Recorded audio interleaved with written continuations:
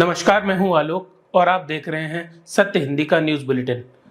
नजर डालते हैं अब तक की खबरों पर। आजादी की 78वीं सालगिरह पर प्रधानमंत्री नरेंद्र मोदी ने लाल किले से भाषण देते हुए एक बार फिर समान नागरिक संहिता का जिक्र किया। इसी बीच all India Muslim personal law board ने इस पर ऐतराज जताते हुए कहा कि मुस्लिमों को लेकर सेकुलर यूनिफॉर्म कोड मंजूर नहीं है। All India Muslim personal law board ने बयान जारी कर कहा है, जिसमें उन्होंने कहा कि मुसलमान कभी भी शरिया कानून से समझौता नहीं कर सकता। ऐसे में प्रधानमंत्री नरेंद्र मोदी ने जानबूझकर सेकुलर सिविल कोड शब्द का प्रयोग किया ताकि शरिया कानून को टारगेट किया जा सके।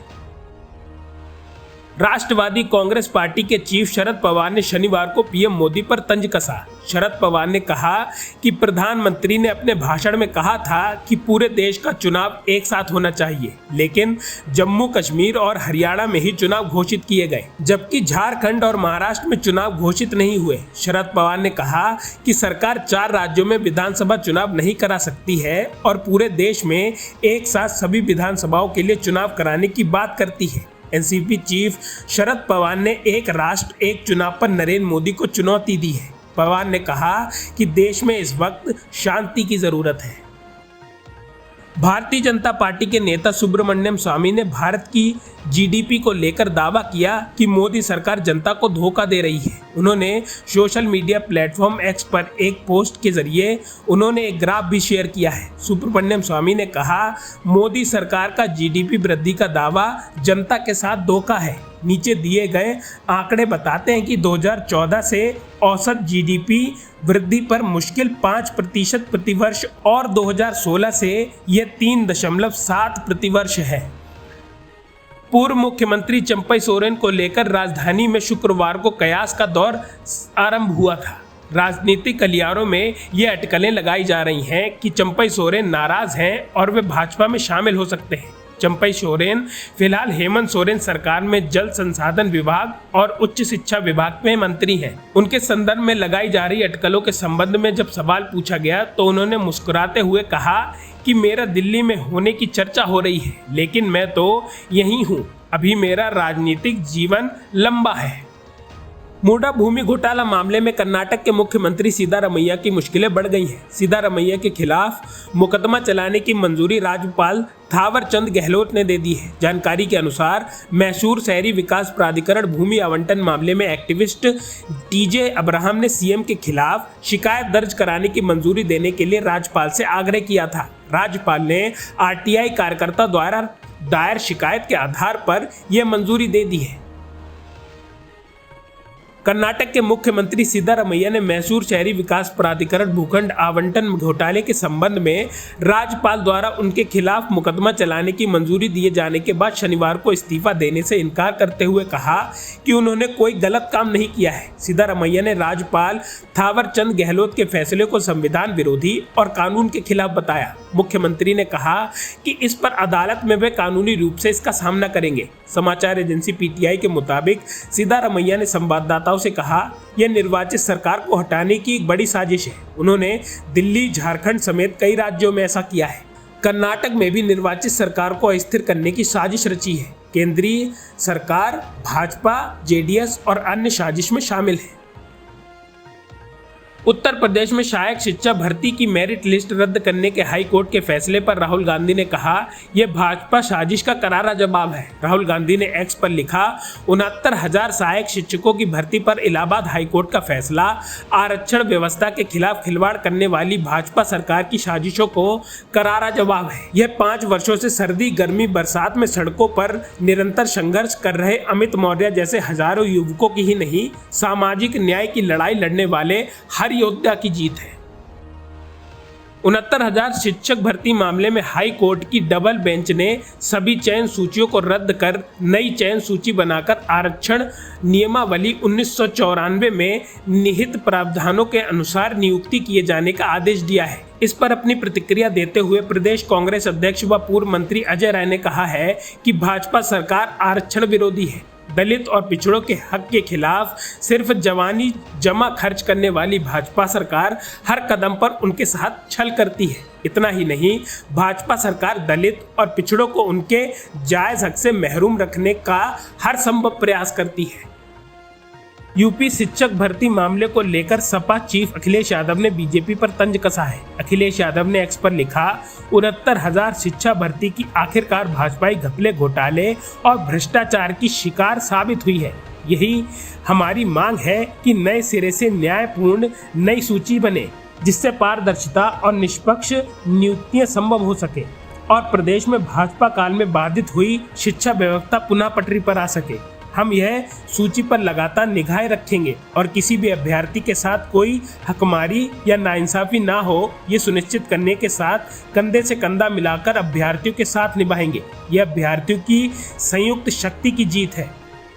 सेबी प्रमुख माधवीपुरी बूच ने अपने 7 साल के कार्यकाल के दौरान एक कंसल्टेंसी फर्म से आमदनी अर्जित करना जारी रखा, जो सेबी अधिकारियों के लिए नियमों का उल्लंघन है। यह जानकारी राइट्स की एक रिपोर्ट में दी गई है। राइट्स ने इस मामले से जुड़े दस्तावेजों को देखा है। हिंडनबर्ग ने भी हाल ही में सेबी प्रमुख पर अडानी समूह को लेकर हितों के टकराव के आरोप लगाए थे। राइट्स की रिपोर्ट उससे अलग है।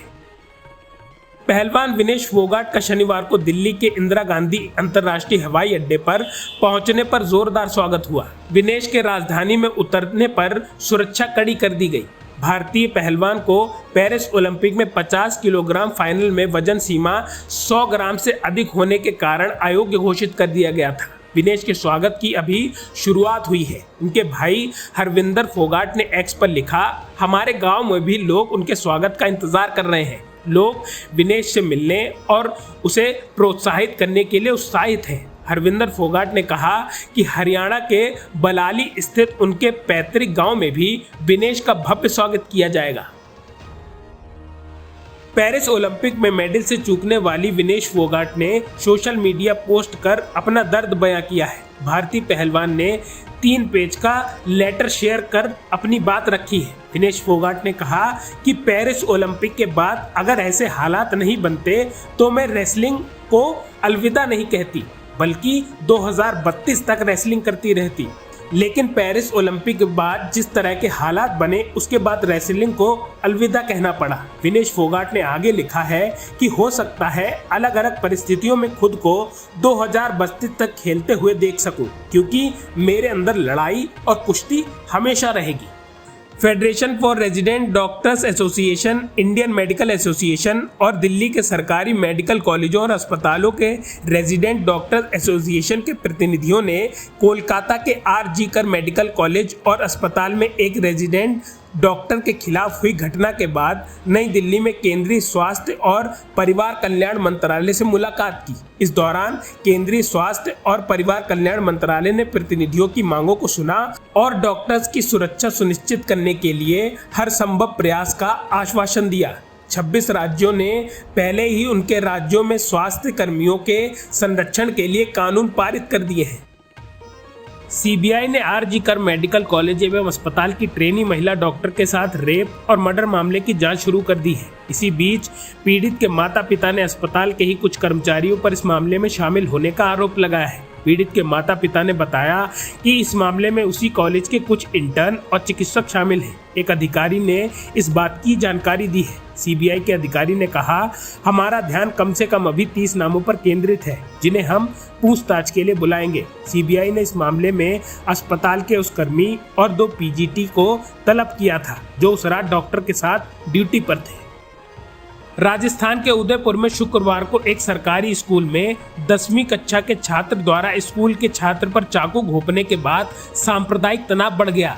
घटना के बाद बीच सड़क पर कारों में आग लगा दी गई और पथराव किया गया। हालात को देखते हुए उदयपुर समेत आसपास के इलाकों में इंटरनेट आज रात 10 बजे से लेकर 24 घंटे के लिए बंद किया गया है। पुलिस के अनुसार भटियानी चौहट्टा स्थित सरकारी स्कूल में चाकू घोंपने की घटना के पीछे क्या कारण था, इसका तत्काल पता नहीं चल पाया है। पुलिस ने बताया कि पीड़ित को जिला अस्पताल के आईसीयू में भर्ती कराया गया है और उसकी हालत स्थिर है। राजस्थान के शहर उदयपुर में शुक्रवार को 2 बच्चों के बीच झड़प के बाद शहर में तनाव का मामला है। राजस्थान के शहर उदयपुर में शुक्रवार को 2 बच्चों के बीच झड़प के बाद से इस मामले में खबर यह है कि उदयपुर में चाकूबाजी की घटना में शामिल अयान शेख और उसके पिता सलीम शेख की दीवान शाह अली कॉलोनी में स्थित मकान पर नगर निगम के दस्ते पहुंच गए हैं। बताया जा रहा है कि आरोपी के घर पर बुलडोजर की कार्रवाई चल रही है। अयान शेख की सोशल मीडिया पर चैट भी सामने आई है। अयान शेख चैट में वो दूसरे दोस्त के साथ मिलकर हमला करने और जान से मारने की बात कह रहा है। बताया जा रहा है कि ये चैट हमले से 3 दिन पहले की है। उत्तर प्रदेश के कानपुर में बड़ा रेल हादसा होने से टल गया। बनारस से अहमदाबाद जाने वाली साबरमती एक्सप्रेस के 22 डब्बे कानपुर भरतपुर रेल खंड के पटरी से उतर गए। हालांकि इस हादसे में किसी के हताहत होने की खबर नहीं है। यह घटना तब हुई जब ट्रेन कानपुर से झांसी के लिए रवाना हुई थी। सूचना पर रेलवे के जवान मौके पर पहुंच गए और राहत और बचाव कार्य में जुट गए। घटना के बाद कई गाड़ियों के रूट बदल दिए गए हैं। रेल प्रशासन ने इमरजेंसी नंबर के साथ साथ ट्रेनों के रूट की भी जानकारी दी है। अब तक की खबरों में बस इतना ही। आगे की खबरों के लिए बने रहिए सत्यहिंदी.com पर।